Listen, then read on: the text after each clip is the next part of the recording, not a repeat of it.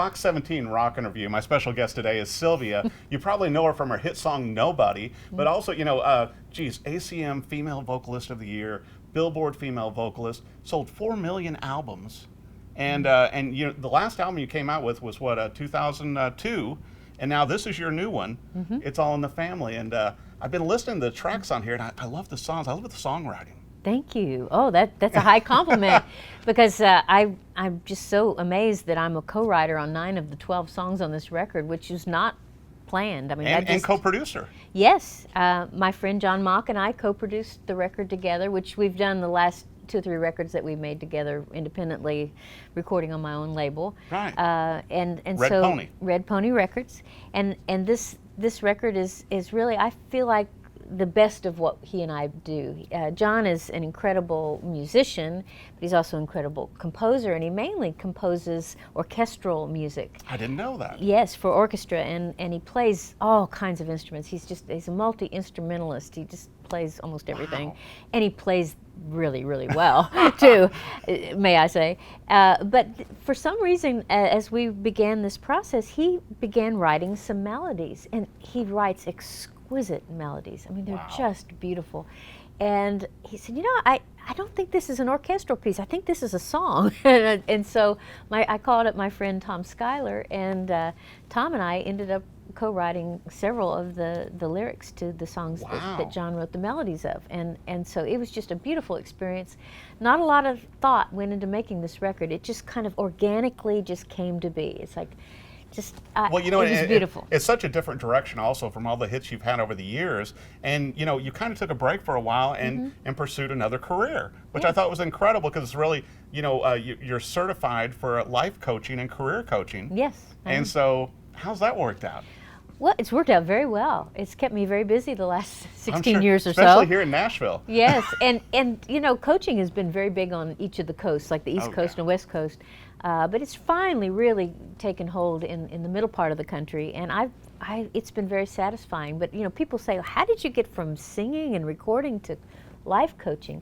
And for me, in my own experience, it was a very natural progression. But I like to explain it this way. When I worked on the road in the 80s, and look back on that time now, I feel a little sad that I didn't have a mentor during those years. I felt like I was out there on the road figuring out how to be an artist, like I was the first person who'd ever tried to do it. Well, and you were doing 200 dates a year also. I was so very that's pretty busy. Heavy. Yes. It was a heavy touring schedule. I was making lots and lots of major decisions about my career just on the fly. Wow. And with all that going on, and I could have really, looking back, I think I could have really benefited from working with a mentor, and then I heard about coaching, and I thought, oh yes, I could have really benefited from working with a coach. Yeah. And when I heard that idea and realized that, I have this incredible amount of life experience doing that, working the road, and experience in every aspect of the music industry, it would be cool if I could then turn around and help some of these younger people coming up so that they don't feel like they're reinventing the wheel all over again. So that's worked out really great. Well, and so many of them, it seems like, particularly with the younger artists, kind of get lost because they'll get huge, and then it's like, okay, well, how do you top that? Yeah.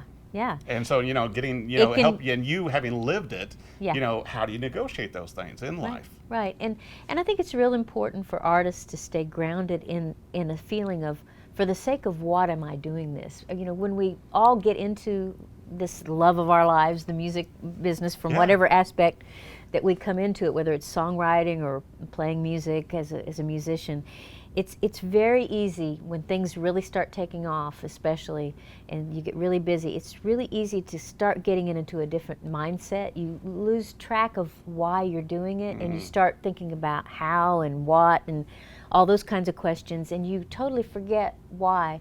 And often I'm in conversations with people that says, I'm in the wilderness now.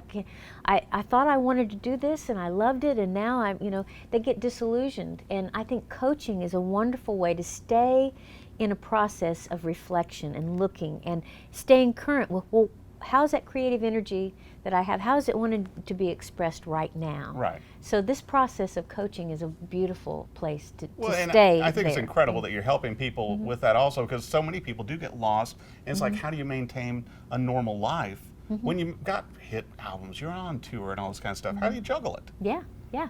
And so there's no formula. Everybody's life is unique and individual, and so, you know, I think it's a helpful thing. I have a coach. I work with a coach, and I think it's I have a number of friends who do, and I think it's, Yeah. you know, I think it's great. It's great to stay in that conversation, to remain curious, because it's changing all the time. And you're always learning. Always, always. That's the opportunity. Yeah. Now, if so you your pay album attention. just released last week, and you're already touring with this. Yes. And so now, where can everybody find your tours and find you, you know, come and see your show live?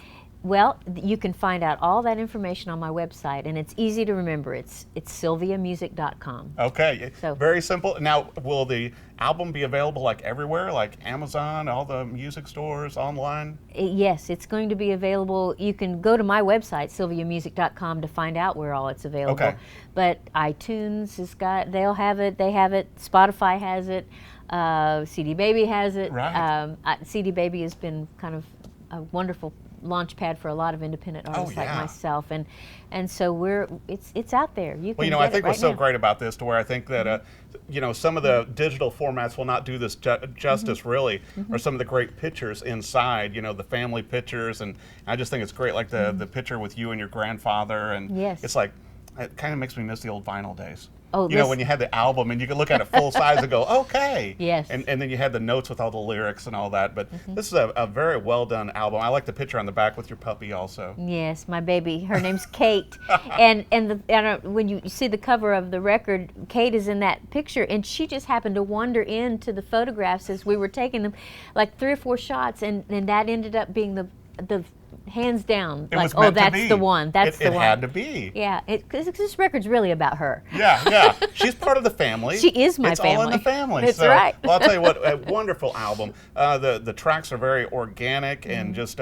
you know, I like the acoustic feel, and it's really deep lyrics. Well, So thank you. And isn't it interesting, because the juxtapose that against strings on half of the record, these Right. beautiful string arrangements against that beautiful acoustic sound.